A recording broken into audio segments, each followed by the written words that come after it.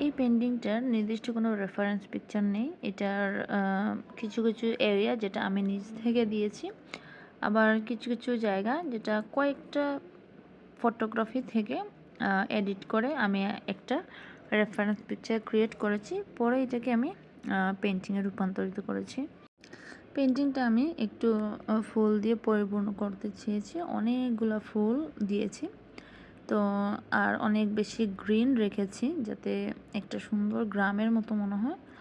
তো এরকম আসলে খুব কম সংখ্যক গ্রাম থাকে। অনেক গ্রাম সাইডে এই ঘরগুলা, এই টাইপের ঘরগুলা দেখা যায়। এরকম দোতলা টাইপের ঘর।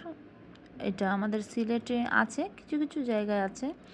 তবে একদম সিলেটের মধ্যে নেই। একদম সিলেটের অনেক দূরের কিছু একদম গ্রাম সাইডে পাওয়া যায় এরকম দোতলা বাঁশের ঘরগুলো।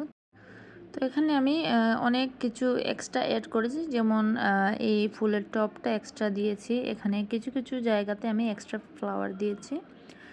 তো এই ছিল পুরো পেইন্টিংটা। আমার কাছে তো বেশ ভালো লেগেছে, কারণ পুরোটাই নিজের ক্রিয়েশন বলা যায়। তো এই ছিল পুরো পেইন্টিংটা। সবাই ভালো থাকবেন আর লাইক, কমেন্ট, শেয়ার করে দিবেন।